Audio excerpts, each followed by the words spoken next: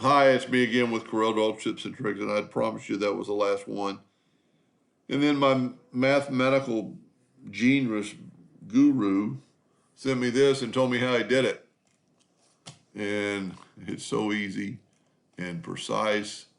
I'm even using his page. I'm just going to hit P. I'm going to do he did everything I did. I mean, he went off my video. I think he used this polygon tool. And then I'm going to hit P. I'm going to grab them both. I'm going to hit T. This is going to be so easy. I ought to go back and just delete those other videos, but it's all a different learning.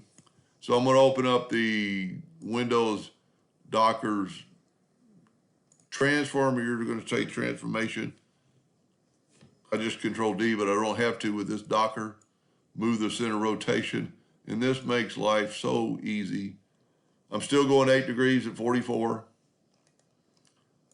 And I could have made my diamond a little bit thicker. Hit P, shift, hit that, hit T,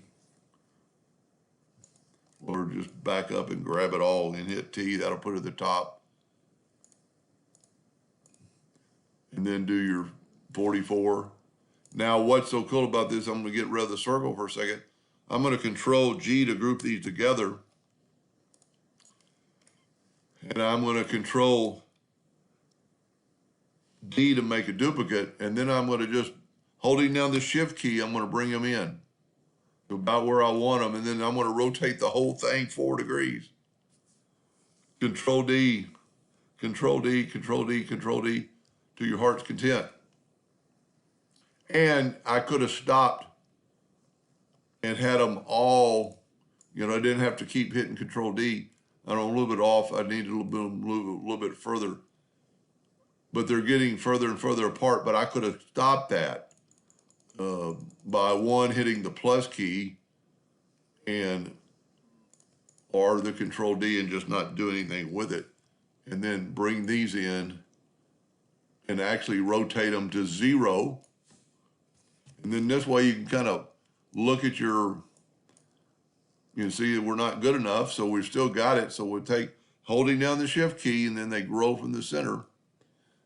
And then Control D again, and bring that in, holding down the Shift key.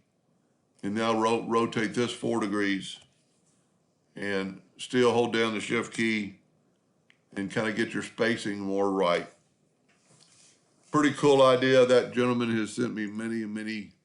This one wasn't too much with math, but made life a lot easier because you can actually see the gap because you're changing the whole realm and not just one and then having to rotate them around.